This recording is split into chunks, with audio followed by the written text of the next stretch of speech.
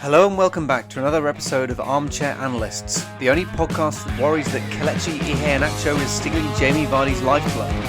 My name is Rupert Meadows and I've written and broadcasted about all things football on platforms such as TalkSport Radio and Give Me Sport. My co-host Cameron MacDonald has spent the last 3 years working as an FE licensed intermediary here in the UK. But above all else, we're fans. Yeah, thanks for that, Rupert. Last week saw the demise of the Super League almost as quickly as it arrived, and we're still feeling some of the shockwaves around the sport, ranging from large fan protests to resignations from big executives like Ed Woodward, and even potential takeovers. Outside of all that, we had the League Cup Final, the launching of the Premier League Hall of Fame, and some really exciting developments in La Liga and Ligue 1 that I'm really excited to talk to you about and bring to our viewers if they're not so familiar with what's going on in those leagues at the moment, because it is spicy. As always, timestamps are in the description, and let's start off by discussing the Premier League Hall of Fame.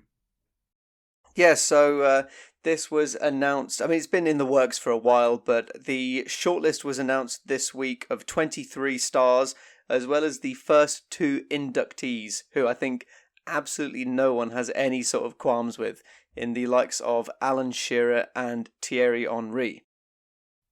Yeah, I think it's interesting because they've started with those two. It's sort of a very easy and smart way to start because no one can argue with Alan Shearer. He's by far the greatest goal scorer that the Premier League's ever seen. Thierry Henry, I mean, in my opinion, is the greatest player to play in the Premier League. I think that's probably, if you had a poll, that'd be the most popular answer. But obviously, some people will have this or that to say. Otherwise, sure. But it's not, neither of those two is particularly controversial. Whereas the list of 23 that we have subsequently seen has had some people sort of going, well, hang on, why is this person on the list? And also, why is this person not on the list? The current list of players, just to read it out, is alphabetically, it's Tony Adams, David Beckham, Dennis Bergkamp, Sol Campbell, Eric Cantona, Andrew Cole and Ashley Cole, Didier Drogba, Les Ferdinand, Rio Ferdinand, Robbie Fowler, Steven Gerrard, Roy Keane, Frank Lampard, Matthew Le Tissier, Michael Owen, Peter Schmeichel, Paul Scholes, John Terry, Robin van Persie, Nemanja Vidic, Patrick Vieira and Ian Wright. So definitely some big names that seem to be missing there. It is worth noting off the bat that in order to be eligible, a lot of people I've seen sort of not noticing this, I think it's just one thing grabs, but in order to be eligible for this shortlist, players have to have been retired as of the 1st of August 2020. So some of the notable omissions you might think, a lot of people have gone, in what world can you have a Premier League Hall of Fame where Wayne Rooney isn't in consideration or Petr Cech isn't in consideration? And of course, Cech is still technically registered as an emergency goalkeeper for Chelsea, while Wayne Rooney was playing for Derby up until this season. So both of them have missed out, and my outside shout for the Hall of Fame membership would have definitely been Gareth Barry, but in true Gary Barry fashion, he hung on for an extra 26 days after the 1st of August, and so also misses out. But yeah, there's some really interesting inclusions, some really interesting omissions even beyond that, and so I think what will be a great thing for us to do is for us to sort of talk about what we think makes someone worthy of the Hall of Fame, and both talk about a player that we think has been left out. And if it's the same player, then great. We have the same ideas. And if they're different, I'll be interested to hear yours. Sure thing, yeah. Well, I guess the first thing to note is just that, of the names that you've read out, and if you look at them as a group of players, obviously kind of the top 6 historically dominates that list. And I feel like quite a few names from those teams, despite having been incredible players and real legends in the Premier League, have just been left out because you don't want to have too many people from one club. I'm thinking players like Edwin van der Sar, Ruud van Nistelrooy, players like that, or even someone like Robert Pires, Freddie Ljungberg, iconic players, but because there are so many from those clubs that are maybe slightly above them in the tier list, they don't quite make it. Yeah, and I think that gives rise to a sort of two different interesting questions here, because you look at this list and, 10 of the 23 are Manchester United players, and one part might go, oh, that's a lot of Manchester United players, but it does ultimately make sense. Manchester United are the team that dominated the Premier League.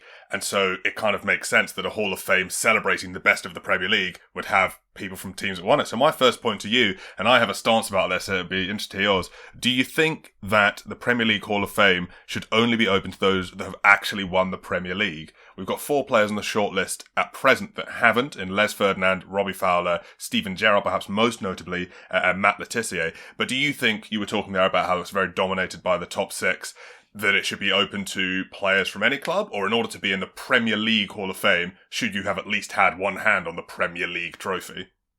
No, I personally think that, you don't have to have won the league in order to be at least in the shortlist, just because, you're excluding so many teams from not even being in contention. And I think it takes away a lot of the cult heroes, players like JJ Okocha, who we may or may not talk about later on as one of our picks. I just feel like the Premier League is about more than just 6 clubs, and I worry that if you were to impose that restriction, you'd lose out on someone like Matt Le Tissier, who absolutely deserves to be in that list. He's iconic for his club, but never won it. I suppose the counter to that, though, would be when you look at the inaugural 2 inductees. Yes, you've got Thierry Henry, who played for Arsenal. You've also got Alan Shearer, who played for Blackburn and Newcastle and did win the league with Blackburn. And that is maybe sort of a testament to... Because I think the thing is like, you look at that short list of players, every single one of them, to a man, exceptional footballer. But if this is the standard that's been set, Alan Shearer and Thierry Henry, you can't just have any Premier League striker that scored 25 goals in the season on that. This is supposed to be, to my mind anyway, and I might be completely wrong, and all of them get inducted next week, but to my mind, it's, should be restricted to not only players that have won the league, or, I would say for me that's a benchmark, but even if they haven't, they need to have achieved a singular level of excellence. So you look at Alan Shearer, and of course the thing that he has going for him, 260 Premier League goals, amazing, no one's even got close in the 15 years since he's retired. Thierry Henry, the leading goal scorer for the Invincibles, he's also the only player to win 4 Golden Boots. These are sort of levels that quite literally no one else has ever achieved. And so I look at some of the names on this list, like, take for example, just picking one at random, Robin van Persie. Was he a fantastic Premier League striker? Absolutely. Was he so significantly better than everyone else who's played so as to have earned a spot in the Hall of Fame? Well, maybe. It depends how lenient they are with that in the list. But for me, there's a couple of criteria that need to be here. 1, I would say they have to have won the league. And 2, they need to have achieved some degree of singular excellence. I guess the thing that I would push back on is just that I think that second one, to achieve a singular degree of excellence, can supersede the first. If you're so good that you just, force yourself into contention, it shouldn't matter as a limiting factor that you didn't win the Premier League. I would agree. I would agree, actually, yeah. If someone has, let's say Alan Shearer hadn't ever won that Premier League for Blackburn, then yeah, he should still be in the Hall of Fame. But I just think... there are so many top players. If the Hall of Fame is supposed to be built up as this very illustrious, club of only the best, one of those conditions can override the 2, specifically the second one. But I think ideally you want to have both, for me anyway. Sure thing. I mean, are there any other things that you would impose as restrictions? I mean, the one that jumped out for me is I feel like players need to have had, I want to say maybe 5 seasons in the Premier League minimum, just because there are a bunch of players that are really renowned and respected as players, but to leave a real lasting impact, I do think you need to have been around for a little bit of time. I'm thinking of players like Jaap Stam, who was an unbelievable centre-back in his time, but he only spent 3 seasons at Manchester United. Yeah, no, I think that's definitely another consideration. Again, maybe like my winning the league, maybe that's something that should come in consideration, but isn't a one yes or no binary. Because I do think there are a lot of players who've come into the Premier League, been exceptional for 2, 3, 4 seasons, but if they haven't done it for as many years as someone else, aren't maybe as deserving. Conversely, if you had someone come in down the line and score 50 goals in one Premier League season, I think that might be fair enough on its own. Yeah, understood. I think the wording of it being sort of a Hall of Fame is definitely quite important to me, because to me, in my mind anyway, it's sort of people who have left a real mark on the Premier League. And so when I was thinking about who's missing out on this list for me, I was thinking about maybe some Leicester players, maybe some Manchester City players. Obviously, Alan Shearer has covered the Blackburn and sort of Newcastle to some degree with the double runners up, as has Les Ferdinand. But I was thinking about the clubs that have made a big mark. Obviously, for Leicester, it's quite difficult because almost I think all of the players who have been playing in that side that won the league haven't retired. Where's Morgan? I think he's still playing, and also just for me, he probably wouldn't be the one that I would go for. Yeah, but yeah, sure. I'm just thinking about big moments because obviously Henry. Again, I'm taking a lot from the two who are already inducted. But you look at Henry, his part in the Invincibles. Loads of teams have won the Premier League. No one's ever won it unbeaten. So his part in that is enormous. Shearer's part in winning Blackburn's only ever Premier League title for both of them, it shows not only how good they were as players, but the mark that they were able to leave on the Premier League as a competition for their teams and for themselves. For sure. Yeah, I'd agree with all of that. I think it's very reasonable criteria. I don't think we're restricting ourselves too much. I mean, think so. I don't know if you found this as well, but looking at, I guess, who's missing, there's no one player that like screams, "You have missed me." There are a couple on the fringes that I would say I wouldn't even question it if they were on it, but there's no one that I go, "It's an outrage." Well, yeah, exactly. When you go on Twitter and you see all the people kicking off about who's been left off, it is almost always one of Wayne Rooney or Petr or the players that, should be in there but are only left out because of the define. I agree. I think it's a pretty well together put list. The player that I would go for as my player is actually someone that I would maybe change based on eligibility. And I may have sort of given it away a little bit, but I think that one of the teams that has had a huge impact in much the same way that I think Blackburn, winning their singular Premier League title was a big one and Leicester was a huge impact, is there needs to be, to my mind, some Manchester City representation. Obviously, at the moment, they're the stronger side in the Premier League. They have won, so many titles over the last few years. They are in that weird position where almost all of their top players, like Sergio Aguero and Vincent Kompany and David Silva, who would, for me, be the first names that I would think about inducting into the Hall of Fame, aren't quite eligible yet. So my placeholder between now and then... Can I guess? Of course. Okay, all right, I'll guess. Is it Yaya Toure? It is Yaya Toure, yeah. Yaya Toure is the best candidate around at the moment for me that represents that same sort of big impact effect for Man City. He was imperious throughout his time in the Premier League, especially in that season when they did end up winning it for the first time. He scored a late brace in their penultimate match of the season against Newcastle to send them to the top of the league, and he assisted Alexander Kolarov for the opening goal in that legendary match against QPR on the final day of the season. So for me, when I think of famous Premier League moments, it doesn't really get more individually famous than Aguero! And so you've got to have a player that was involved in that to some degree. Additionally, just in terms of my sort of individual excellence, I think, he's one of only two midfielders in the history of the league to have scored 20 goals in a league season, a feat shared, obviously, by currently shortlisted Frank Lampard. And even though that isn't necessarily individual excellence, it's, two guys in the thousands and thousands of midfielders that have played in the Premier League that have reached that level that no one else has come close to. So yeah, I think Yaya Toure for now. I could say, given the choice between him and Vincent Kompany, I'd probably go for Kompany because I would give a little bit of bias to captains of teams if you're talking about historic achievements. But I think the shortlist has been put together so well that there's not a huge amount of space for other names. But that's my one, Yaya Toure. Very fair, yeah. I can't argue with that one. I think definitely a player that will be in consideration at all times. I just so blown away still just thinking about his incredibly dominant performances in the midfield compared only to someone like Patrick Vieira as just an all-round athletic monster who just absolutely no one wanted to come up against. Yeah, absolutely. The only thing that almost stopped me going for him was I was very tempted to throw in like a Dennis Irwin or a Steve Bruce, just speaking about people who scored a lot of goals from odd positions, but as mentioned earlier, there's so much United representation, as there should be. I just thought I want to throw in someone from not United, even though that's the easy thing to go for. No, for sure. I mean, look, I've also chosen someone who is not from United.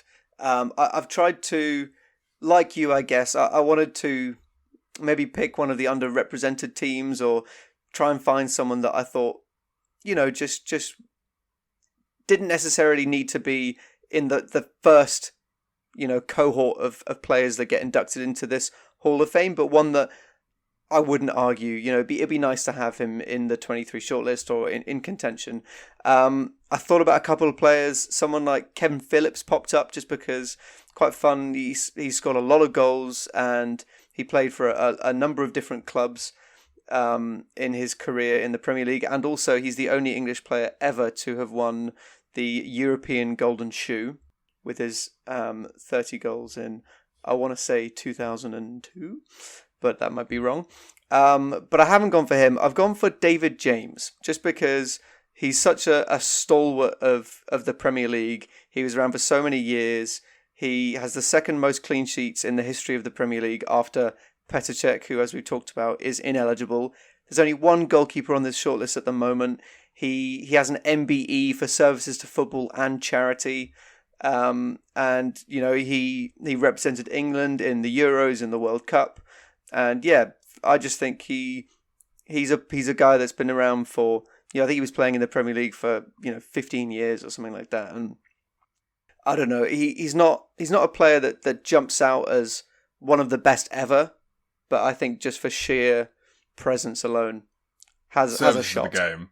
Yeah, I rate that. It's much the same reason that literally the first name my mind went to when I was thinking about who's been omitted, I just went Gareth Barry.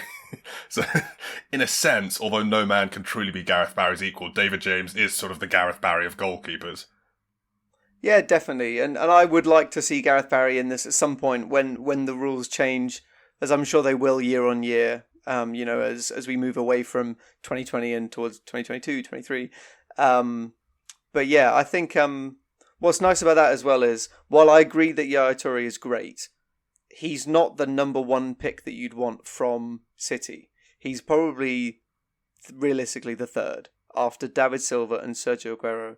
And once those players are eligible... Four, Vincent Kompany as well, yeah. Oh, of course, yeah, and Vincent Kompany. So he's fourth. So, I think I think David James is unique in that sense, whereas... I'd probably put three players above Yaya Toure for this Manchester City period of dominance. Yep, fair enough. I agree with you. I'll wait until my crop of players become eligible, and then it's Vincent Kompany for me. In the meantime, we'll just have to write in to the Hall of Fame website, David James.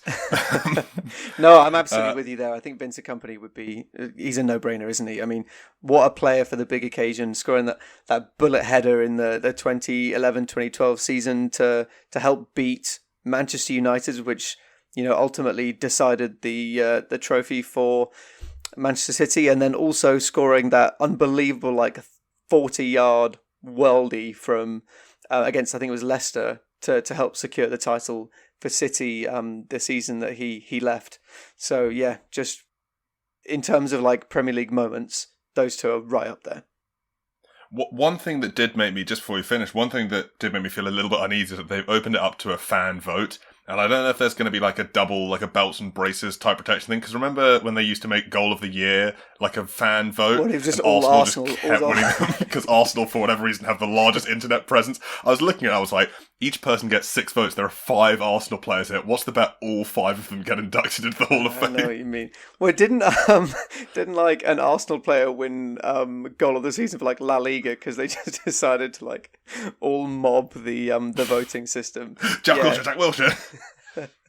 I mean, Arsenal right. players scored some great goals over the years, so I never argued with the goals themselves. But yeah, I think there's definitely problems to having fan voting, but it's just hard because it gets so siloed, doesn't it? You're always going to get it coming down to Chelsea fans versus Arsenal fans versus United fans versus Liverpool fans, all competing for who they think their favourite player should be on the list, rather than an objective look at who's contributed the most to the league, to the sport. Yeah, exactly. And especially when you have clubs that have been a bit funneled. Liverpool only have, I might be missing one here, but I think Liverpool only have 2 players there. So I think Steven Gerrard's going to get a lot of votes just because if you're a Liverpool fan, you log on, you're not going to not vote for him. Whereas when the vote is a bit more spread across, like United fans can't even vote for every player on the list. Yeah, exactly. So it's tricky. I mean, I don't know what the solution would be. Would you have some sort of steering group? Alan Shearer and Thierry Henry sit down with, I don't know, a bunch of other people I don't know, even Sir Alex Ferguson and Arsene Wenger and people like that, and they all collectively agree on, I don't know. I'd like to watch that as a little meeting. They interview them. They're like, do you think you're a good fit for this position in the Hall of Fame? And Les Ferdinand's not really. I mean, I don't know. There are always going to be problems, aren't there? There are always going to be people arguing, but those are our best guesses at who could be in the running in the future. And Or who we'd add anyway. yeah. Moving into guessing game, I've got one for you this week. I'm going to go through them. So we were just talking about some very famous players in the English game. This player is the most decorated Spanish footballer of all time. Wow, okay. No mean feat. Obviously, Spain, home to not only a great national team, but a lot of great domestic sides. His nicknames included the Illusionist, the Brain, and perhaps most tellingly, the Anti-Galactico. Yep. And he is the only footballer in history to win Man of the Match awards in a World Cup final, a Euros final, and a Champions League final. Okay, I think I know who this is. I think you might, but we'll find out. We'll find out shortly. I might have led you down the garden path. Our next little piece is about Spotify owner Daniel Ek, who is in a bid to buy Arsenal. We're just talking about Arsenal fans. He's going to be one who's definitely spamming the Hall of Fame. Well, just finding new browsers, getting on the VPN, getting his mates to jump on. That's how billionaires do their business, right? I think so. But so this is an interesting story. Obviously, this sort of links a bit back to the Super League, how we talked about Arsenal owners Stan Kroenke and Kroenke Sports Entertainment had a fan forum that his son Josh Kroenke held, and the fans were very much like, we're very unhappy with how this is being run. We've never really trusted you. You've betrayed the trust in us even further with the Super League, and been making sort of impassioned. There was a big 3,000-4,000 fan protest outside the Emirates ahead of their game against Everton on Friday, to which Daniel Ek, the CEO and co-founder of Spotify, said that he would throw his hat in the ring. And it's definitely had some interesting points. They've come out and they've talked about how he would be open to fan representation on the board. Off the bat, he's approached the idea in tandem with Thierry Henry, Patrick Vieira and Dennis Bergkamp, who are, of course, three of the most notable legendary Arsenal players. But it might be dead in the water before it starts, because Kroenke is adamant that they don't want to sell. Josh Kroenke has reaffirmed this to the fan forums last Thursday. They've come out again. But it could be interesting to see if there's any other sort of thing that could make the needle drop, as it were. Whether that's through Arsenal's profits declining and, through the pandemic things further than the Kroenke expected, or if it's, Arsenal have been getting worse year on year. Is there a tipping point when the Kroenkes go, all right, it was kind of fun when we were 6th, but now that we're 12th, let's sell? Well, it's interesting because, there are a couple of different issues with, whether or not this Daniel Ek bid can happen. I think that the first one is, of course, from Kroenke's perspective, they've said they're not interested in selling. They seem pretty adamant about that. And historically, they've just dug their heels in at any point that, there's been fan contention and calls for them to sell the club. They don't really care about their fans not liking them, because realistically, the fans of Arsenal Football Club, I don't think have liked them for a good 5-10 years at this point. Well, also Stan Kroenke, as we mentioned last week, this is the guy who uprooted the St. Louis Rams and hurled them across the country. I don't think he's that bothered about the 3,000 fans saying Kroenke out. Well, yeah, exactly. He just that's not going to perturb him. And interestingly, while Arsenal have been, I guess, losing a little bit of their status over the last 10 years, it does still seem that Arsenal are kind of a strategic ownership, like portfolio option for them, almost kind of like the cornerstone of their empire of different sports franchises. So I think that even in that regard, even if it's losing money, I think there's still, value in keeping it. The flip side is, talking about kind of finances and stuff like that, it's not quite clear whether or not Daniel Ek could actually properly afford to buy the club. I mean, I think he's worth an estimated 4 billion, and the value of Arsenal Football Club at the moment is 2 point something. Apparently, if Kroenke was ever going to sell, he'd want, more than 3. And in order to get that much money, Daniel Ek would have to sell at least part of his shares in Spotify. So, and Kroenke's worth 8 billion, and his wife's also worth 8 billion. So we're talking about like a significant difference in their wealth. Oh yeah, he doesn't need to sell if he doesn't want to. The times aren't that tough yet. But I don't know if Daniel Ek could have enough money to buy it.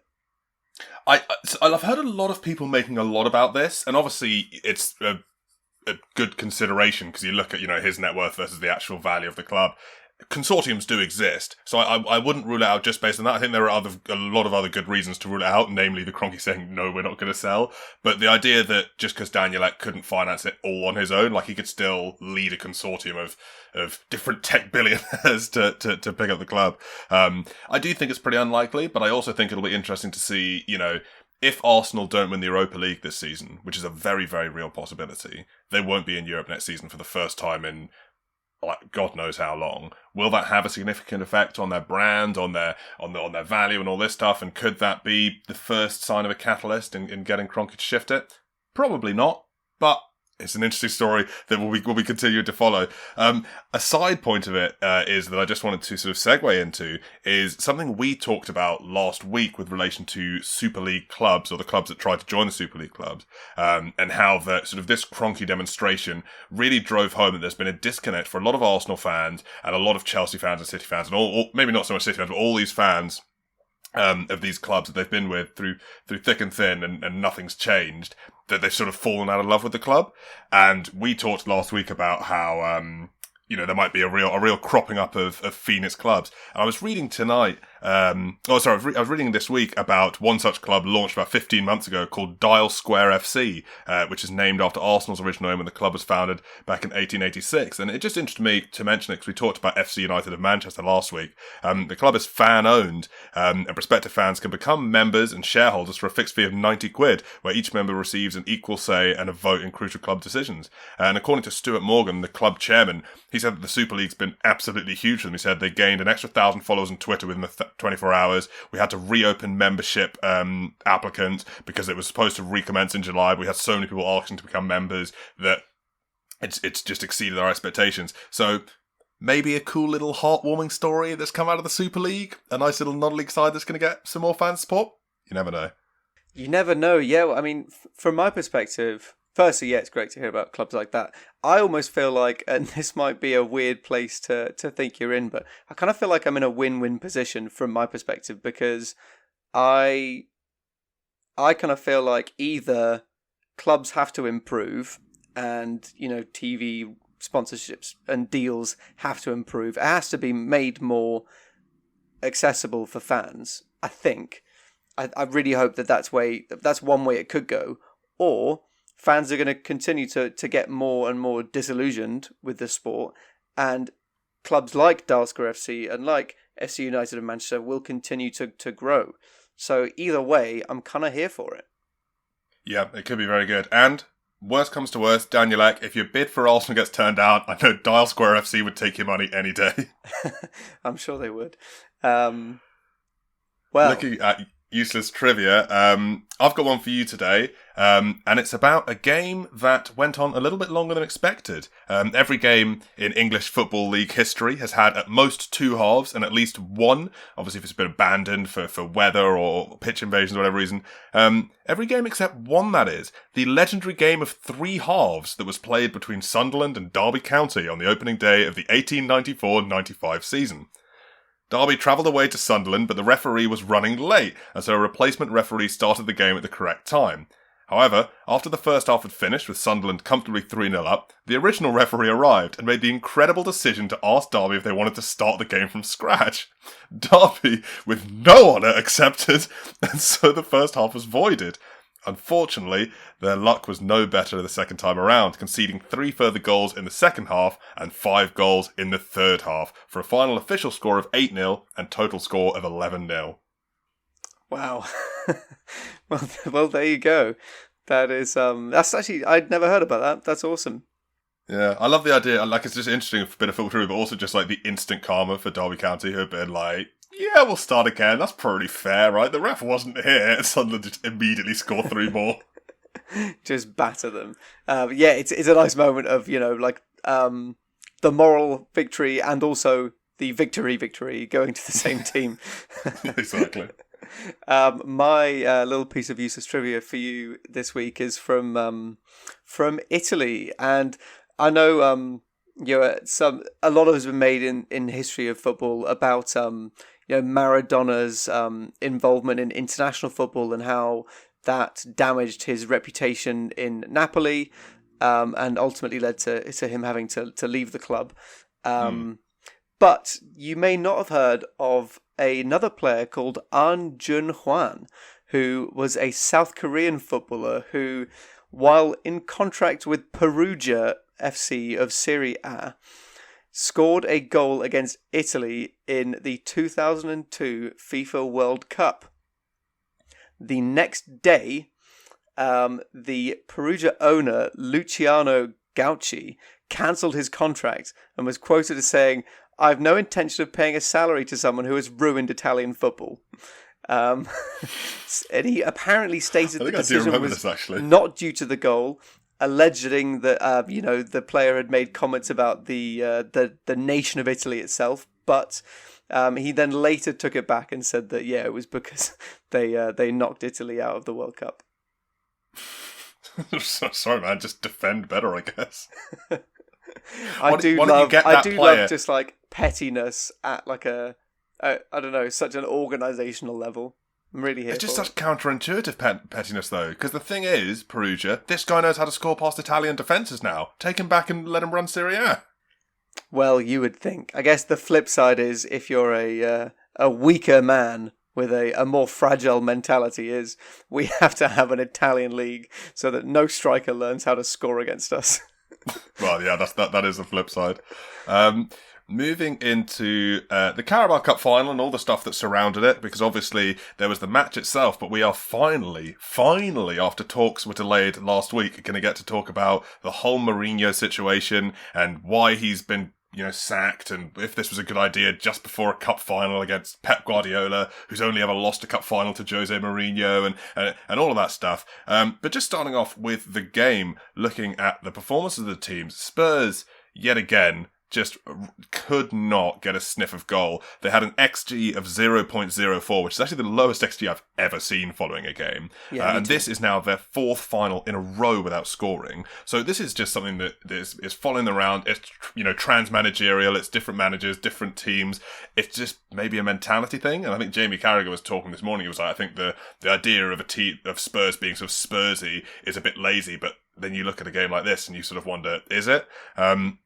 I thought the decision to leave Tanguy and Ndombele on the bench was a really strange one. Stranger still that he didn't come on at all. And the subs that Ryan Mason, made, I feel bad for the guy because he had one game ever as manager and then was thrust into a League Cup final against one of the best English teams in modern football history. But even so, some of the decisions that were made in terms of bringing Lucas Moura off when he was their most threatening player, I was just sort of you're not helping yourself there. Yeah, I mean, I think it's funny, isn't it? You talk about, Spurs being Spursy, but it does feel like, again, at a club level, if you want to talk about shooting yourself in the foot, to sack a manager like Jose Mourinho right before the cup final is, pretty, what do you expect? You're going to be less likely to win that game, aren't you? And it was some strange decisions. It didn't start Gareth Bale, who had been having a pretty good time until recently, and and Ndombele, again, as you said, is a notable omission. Also, I guess got to give credit to Man City. They played really well. Again, they've got this great winner's mindset, whether it's the Carabao Cup or the Champions League. According to Riyad Mahrez, who said in the post-match interview, they just are determined to continue their winning momentum. And you could really see just, I guess, that elite level of mindset prepping. The defence especially, as you mentioned, just completely closed out Spurs from this game. And, Laporte even scored the goal to win it. So credit where credit's due. But, Tottenham, I just don't know what they were hoping for at this point, other than they just wanted to throw all of the eggs that they had into the whole ESL basket, the Super League basket, and hope that they could rebrand and pivot wildly and try and keep Kane. And I don't know. That's the weird thing though, because it's if you have Mourinho as a manager, you know that there are going to be some rough times. You know the football's going to be bad at spells. You know that he's going to have a couple of falling outs with the people in the dressing room. But if there's one thing that he's known for, and maybe he would have made no difference, but if there's one thing that you would hire Jose Mourinho for, it's to win trophies. What Spurs have done here, basically, is eat all their vegetables and then throw their dessert in the bin. And it's like, it just doesn't make any sense. And even if they knew they were going to get rid of Jose Mourinho, I was looking at this and just a few things like the fact that Tanguy and Ndombele didn't start, like the fact that Gareth Bale didn't start, like the fact that Lucas Moura came off when he looked like the most threatening, player on the pitch. I was looking, obviously, a big part of that is Ryan Mason's inexperience, but I was also like, I could very easily believe that if Ryan Mason had had a little bit more time to work with this squad, he could have produced a better performance. Or even better, if Spurs got rid of Mourinho a while ago and they'd got in a new manager by this point, they would have been able to do a better job than. And I feel really bad for Ryan Mason because it's like your first day on the job and you've just been given the company's largest account. It's like the first time they can win a trophy since 2008-9. And it just seems to me, the Carabao Cup semi-finals were in January. Spurs have had a little bit of an up and down season, but surely there's some point between January and April that's not 6 days before the cup final that you can go, okay, things aren't really working out with Jose. They left it so last minute and it's just baffling. It really is, yeah. I don't know what was going through their heads. And the other part that I'm sure they'll be... that I looked at it and I thought, well, that's strange, is that the first players to come out and say how much they love working with Jose Mourinho and how much they're going to miss him and how much they'd been impacted by him were Heung-min Son and Harry Kane, like the two your two match winners, yeah, players. And for all of Mourinho's faults, he does garner like an incredible amount of respect and loyalty from some of his players, Ibrahimovic being the classic example, just saying that he'd like take a bullet for him. And you look at Kane and he's top goal scorer and top assist maker, and you just think Jose Mourinho probably helped him develop as a player and get even better. And yeah, I just don't get it, man. It just seemed like such a weird timing because we've joked about it and it might be closer than the truth that we know, but the whole Super League money, them thinking they were going to get the Super League money then allowed them to fire Mourinho, but now they're not going to get that money, so are they going to be in financial, turmoil for sacking a manager they couldn't afford to? But even if you knew you had that Super League, sacking a manager 6 days before a final is just baffling. It makes no sense on any level because realistically, as we've seen with Ryan Mason, no manager is going to be able to do a job in 6 days. Yeah, it's funny, isn't it? Obviously, any decisions that managers make are vindicated by whether or not they're successful. And we could talk about, Ryan Mason's slightly strange decisions until we're blue in the face, but at the same time, the manager who he was across the dugout from is renowned for making bizarre decisions on a semi-weekly basis and also for being one of the most successful managers of all time. So, I guess it could have gone either way. And it was a tight game for all of the XGs and things. It only finished 1-0. They could well have won that game and we'd be having a completely different discussion. Yeah, well, exactly. That was sort of the narrative they were talking about beforehand. We couldn't do it. And I think it was an interesting game in that respect because City were completely dominant and completely ran the game and would just look like it was two teams playing two different sports basically. But there is always that thing in sport because it was, Man City dominated, but the lack of a proper striker hurt them as always. And it was only off the back of a set piece that they finally managed to score. And in like the 70th, 80th minutes, I was sort of looking at it and I was like, this would be ripe for a Heung-min Son counter-attack. This would be the kind of situation that Spurs sometimes find themselves in. Clearly not in cup finals, but they sometimes find themselves in this, like when they had that Champions League run, or when they've done well in the league. And sometimes it'll look like it's a 1-1, and then it's 88 Kane, 88 Heung-min Son, and I was like, are City going to bungle this despite being the miles better team because they haven't got that final piece? Because again, Raheem Sterling was making his bid to be taken out of the England 11. Phil Foden was doing really well in terms of movement, but was showing why he's a midfielder and not a striker because again, he had a couple of good turns, but couldn't get it in the back of the net. So yeah, a lot of people, the narrative following out this match was like, oh, on a different day, City would have scored 5. And I was like, that's true, but it's equally true that on another day, Spurs would have nicked that with a counter-attack. Yeah, and, Fernandinho would have shown that, at the end, he's 35. And, yeah, there are definitely flaws in this Man City team that could have been exploited. And could have gone a different way.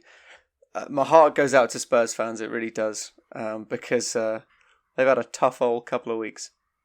Well, that was sort of the duality of, because obviously this was one of the first matches, I think it was the first match since March that fans have been in stadiums.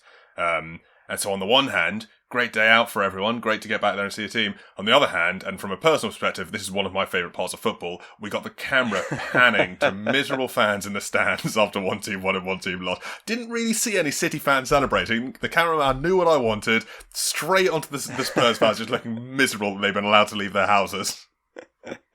Yeah, I mean, for the first game back in like almost a year, it's not quite what they would have dreamed of, is it?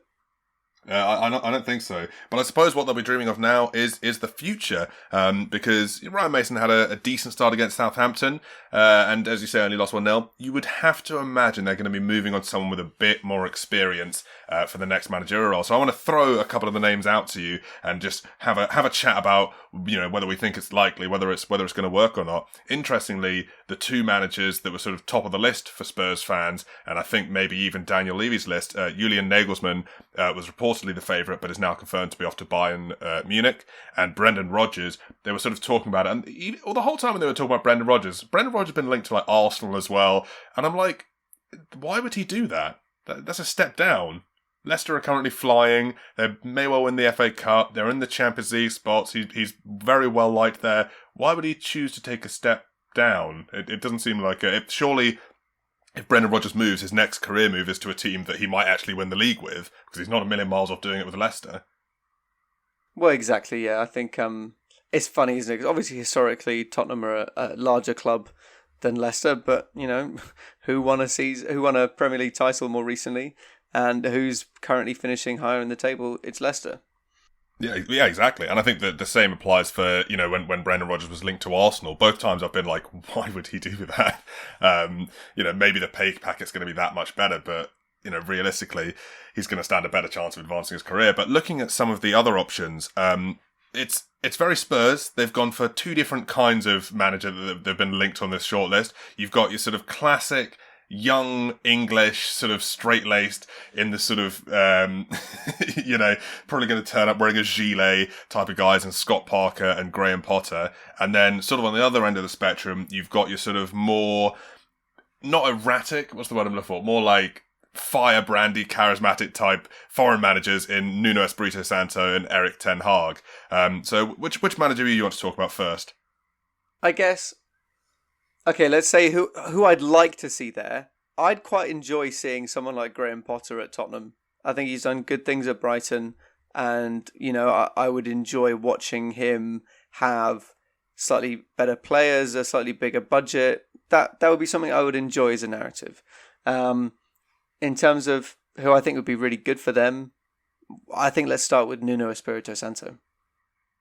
Yeah, okay. So, you know, obviously Nuno's had a really, really impressive record in the Premier League with Wolves for the last few years. What's kind of concerning, this is the kind of managerial signing that a year ago I'd have been going, oh, that could be a good fit for Spurs. It's all fallen to bits a little bit with Wolves at the moment. Their most recent match was conceding 4 goals at home to Burnley. You don't let that happen. Someone talking today and they were like, it's like having a line on your CV that says like, oh, fired for stealing or something. That is always on your record the time you lost 4-0 at home to Burnley. Which is not to say that, you know, it's a shame for them to ever lose to Burnley, but Burnley don't score a lot of goals. Even when they win, it's always 1-0, 2-0. 4 is crazy. True, but I mean, let's not forget that he was coming up against the tallest man in football in Chris Wood. That's true. Chris Wood hat-trick, which I know you and I were both very excited about. Oh, absolutely. I mean, the man surpassed 7 foot on the night. But yeah, I mean, look, Wolves have had a tough season. Yes, I mean it's a combination of an injury crisis. On the day they had Jimenez out, Pedro Neto out, and I do just think that no one really realised, apart from apparently Liverpool scouts, just how impactful Diogo Jota was, and how important he was to their side. And they haven't really replaced him. Yes, Pedro Neto's in there to do that job, but he's nowhere near as prolific or as consistent. And yeah, I just think they've been plagued by injuries all season. And while obviously it's part of his CV, I don't think it needs to be the defining feature. I agree. I don't think that Wolves are doing badly because Nuno's a bad manager. I just think that he's been thrust into a very difficult situation. Unfortunately, when it comes to the Spurs job, I think that that's almost an identical situation to what Spurs next season might look like. You know, he's had to deal with Raul Jimenez being out for the season and having to find the goals from somewhere else. If Harry Kane's off in the summer, exactly the same situation at Spurs. He's had to deal with Diogo Jota being a really industrious member of the team, being sold off. Same thing could happen to Heung-min Son. So I look at the weaknesses that Wolves have, and it's not a one-for-one, but I see a lot of potential similarities in the problems that Spurs will have next season, because a lot of people are suggesting it's going to be a rebuild. And when I look at how Wolves have dealt when they've had some of their key assets stripped away from them, I have big question marks about whether Nuno is the kind of guy to do that rebuild when it hasn't sort of worked out for him at Wolves. That's true. I mean, but let's not forget, you know, this Wolves side, just like this season aside, as we've agreed, he's kind of helped build from the bottom up. He's been there since 2017. He's brought in a ton of fantastic players. He's created a really strong system that is both prolific at one end and also, you know, very resilient defensively on the other. And so, you know, if you're looking at a rebuild, I think he's the best person on that list. Apart from maybe, again, I don't think we should discount Brendan Rodgers just because it feels like whether or not he wants the job is different to whether or not he'd be good at the job. Right, sure. I mean, yeah, no, he came out earlier and said, like, I'm not doing it. But yeah, I think he'd be good at the job. I just don't see it happening, really. Let's talk about Scott Parker, because Scott Parker, of course, has a bond to the club that none of the other managers have. He actually played there. He also started his coaching career with the Spurs under-18. So not only will he have sort of a good rapport with some of the Spurs youngsters there, but also some of the coaching staff. He has a familiarity about the club culture and how things work there. Do you see him maybe working out at Spurs? I think I think he's a realistic option, and that might be a little bit of a backhanded compliment. But he's not convinced me with his, managerial career so far at Fulham. Like I'm sure he hasn't convinced anyone, not the least of which Fulham fans themselves.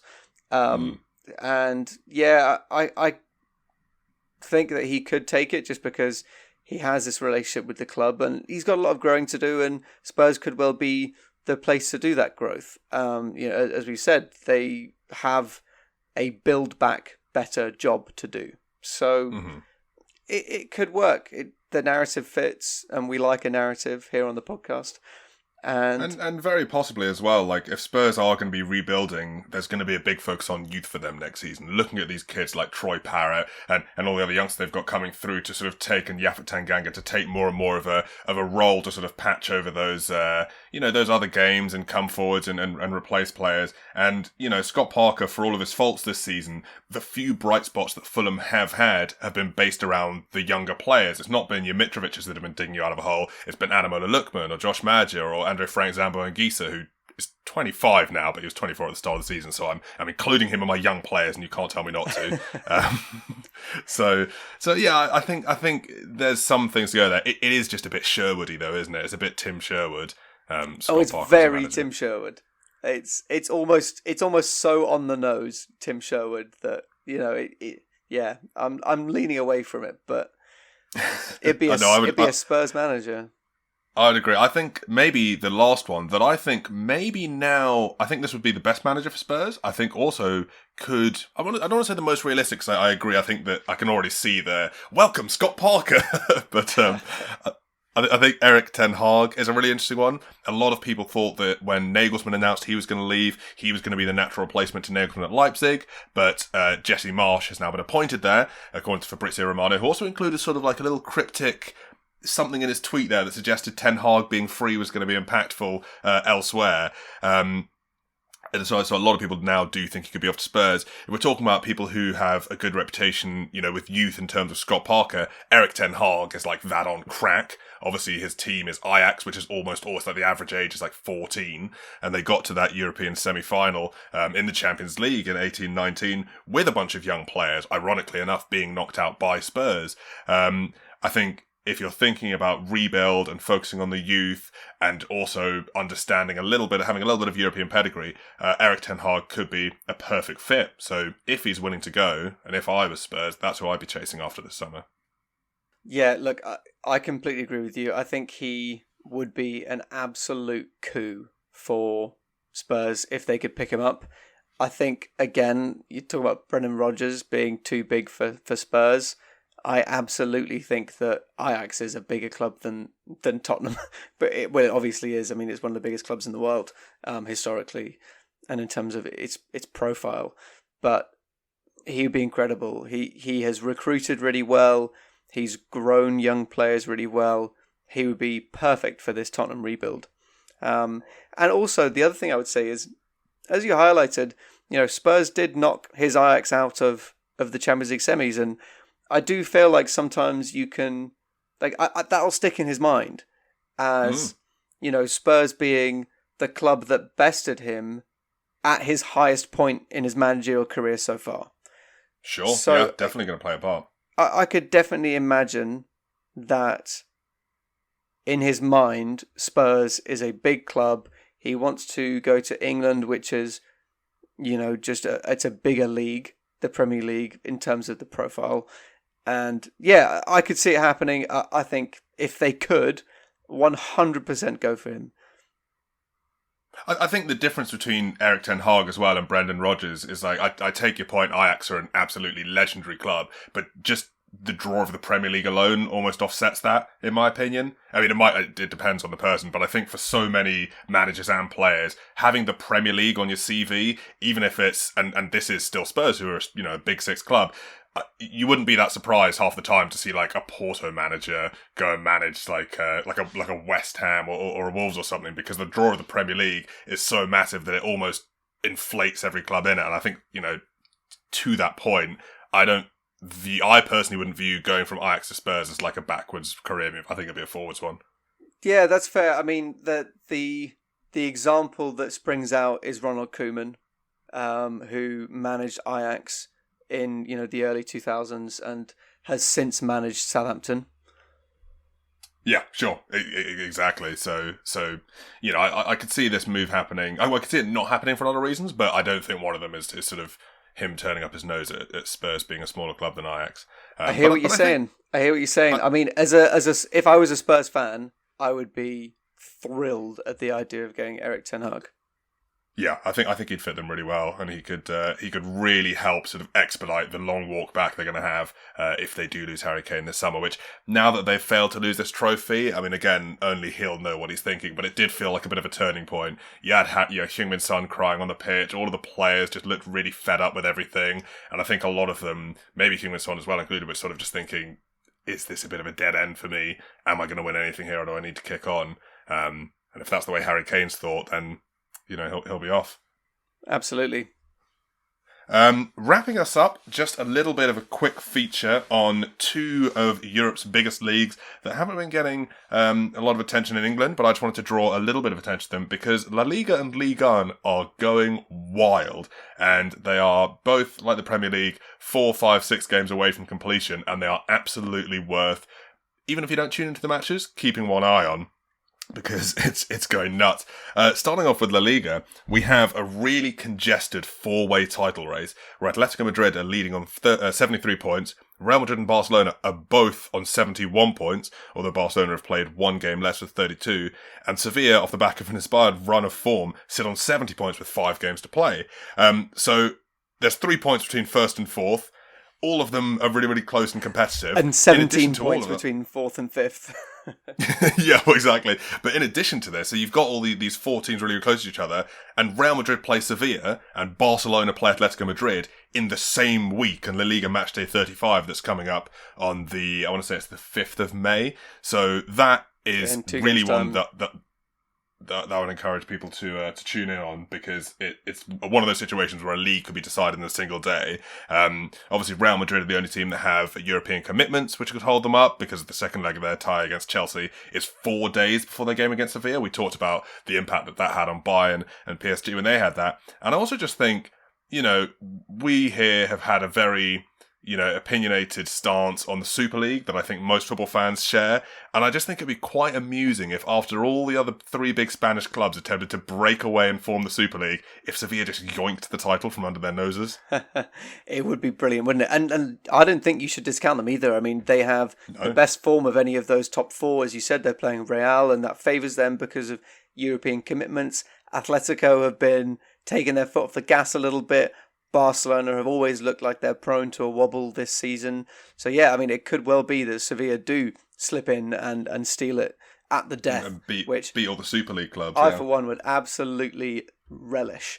Moving into France as well, I mean, it's all to play for. There, I think 2 points separating first and third. Lille have recently overtaken Paris Saint-Germain to go top. Only 4 games left again. And yeah, again, it's so exciting. So Lyon are on 6-7 just behind, which is really, really important because they had a 3-2 loss to Lille at Lyon this last weekend, which was an absolutely fantastic game. Burak Yilmaz, who is, I think, 35 years old, just absolutely bossed the game. It was really exciting. And again, much like Sevilla, everyone's sort of talking about Lille and PSG, but I've got an eye on Monaco as a little bit of dark horses. They haven't conceded a goal since the 3rd of March, and in that same time frame, they've scored 19 goals and won every single one of their games in that time frame. So unlike in the Premier League, where we've had just Man City at the top for ages and ages and ages, and Man United also kind of similarly in second for ages and ages and ages, the table's just moving so much, and you've got these form teams. Form is going to be so important at the end of these. The other cool thing about the Ligue 1 finish is that the 3 teams, aside from PSG in that top 4, all have really similar goal differences. Lille are on plus 35, Monaco are on plus 33, and Lyon are on plus 32. So it could even come to a situation where you've got 2 teams level on points and also on goal difference at the end of the season. Just like with Real Madrid and La Liga, PSG, who most people would look at as sort of the strongest team there, are the only ones, again, who have European commitments. And notably, last time they had to play Champions League football, the congested schedule where they had to play Bayern twice in a week saw them lose 1-0 at home to Lille, which is a match that may very well have ended up deciding the winner of the league. So again, as we are seeing with Real Madrid versus Chelsea, we could see PSG struggling against Man City and getting players committed and very tired, end up with just a Monaco or a Lille or a Lyon slipping in and stealing it all away.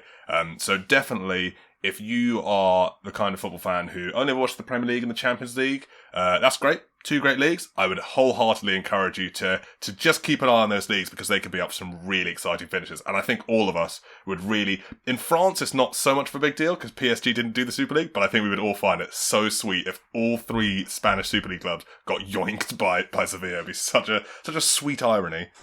Absolutely, yeah. I mean, so much is made of the Premier League being, quote unquote, the best league in the world. And I do obviously like to lean into that as well as a big Premier League fan. But there just comes times where, the Eredivisie is an incredible League One season, or the French League is amazing, or the German League has some incredible moments as well. And I do think, there's some real joy to be had in being a little bit of someone that floats around the different leagues and just enjoys great seasons when they happen.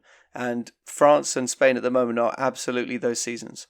Well, we just haven't had a really engaging title race in the Premier League for a long time. The back end of the season is always really fun for relegations and top 4 and top 6 finishes. We haven't had like a really engaging who's going to win until the last day of the season in quite a while now, and that is really such an exciting feeling to be watching along with.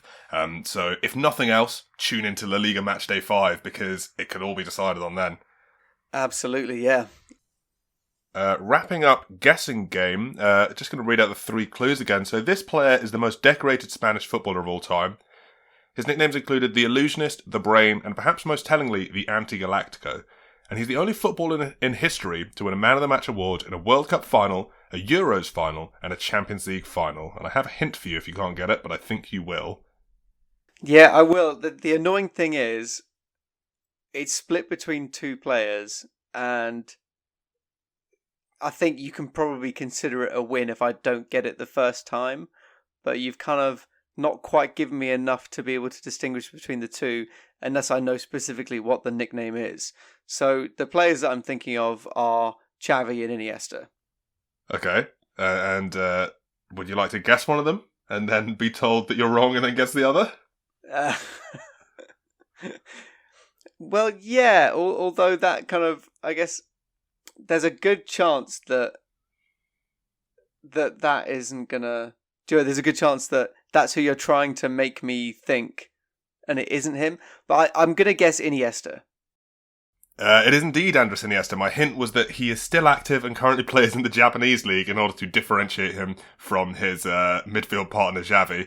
The illusionist, the brain, and the most telling, the anti-Galactico, because counter to Real Madrid's midfielders that are always bought in at a big premium, he of course famously came through La Masia. He did indeed, yeah. I think the main clue that did it for me was that he'd won Man of the Match in the World Cup, and I remember he scored the winning goal in the final of the 2010 World Cup. He did indeed. He loved to turn up in a final, did Iniesta. What an unbelievable player he was. And The Illusionist is absolutely bang on if you look at any sort of compilation of his skills and just the way he ran his midfield. Yeah, absolutely. I feel like such a boring old person, but, just like the idea comes through of like, you'll never see the likes of him again. Well, I mean, and we have yet to. Moving into a competition amongst ourselves. Cameron, shall we end the podcast with settling the score? Let's indeed. So we had a little bit of a double game week this week, starting off with Chelsea-Brighton. Yes, which was 0-0. I had predicted 2-0 and you had predicted 3-0. We both decided to believe in Chelsea, but I believed in them slightly less, so I'll take 1 point. Not to be deterred, you completely perfectly read Ryan Mason's mind and got the Spurs Southampton score correctly, getting you 3 points. Aston Villa Man City we were equally away from at 2-0 and 3-1 when it was 2-1. But you get another point with Leicester versus West Brom for predicting 1-1 when it was actually 3-0 to Leicester. Arsenal versus Everton. We both saw Arsenal winning, which I almost think is bizarre that we did, because they've loved to drop games like these. But you said, actually we're both equally far away. Liverpool versus Newcastle, another really big upset. I think a lot of the teams are just smited by the Super League thing. It was 1-1, and this time you'd believed in Liverpool less than I had, so you take the point. And then West Ham Chelsea, I said 2-1, whereas you said 3-2, so I'll take the point there. Sheffield United versus Brighton, we were equally away from. Wolves versus Burnley, I mean, neither of us were close to this. I did go for the Burnley win, so I'll take our point, but I didn't think they were going to win 4-0 away at the Molineux. Yeah, look, man, hey, props to you. You called it. You said they'd win. I had a feeling about Burnley winning. And then Leeds versus Man United, that was 0-0. We both thought it'd be a little bit more exciting, but you take the point there for being less exciting than me. And then Aston Villa versus West Brom. Look at that, shifting the narrative. I take a point for being less exciting. I take the point there for correctly guessing it was a draw when we were similar amounts, and also being close to the score. And then Leicester Palace were equal away, so you win that round 8-6. Fantastic news. Which, we're getting towards the end of the season. We've got a title race of our own going on. It's heating up. Indeed. It is hot, and we haven't actually properly gone back through and checked exactly what the scores are between us, but we have settled what the winner is going to get. Yeah, we have indeed, and I look forward to collecting my forfeit from you at the end of the season. Yeah, and as do I. But you'll have to wait to find out. And till then, Cam, thanks very much. Rupert, always great to chat to you. And thank you to everyone at home for listening. Catch you next time. Cheers, guys. Bye.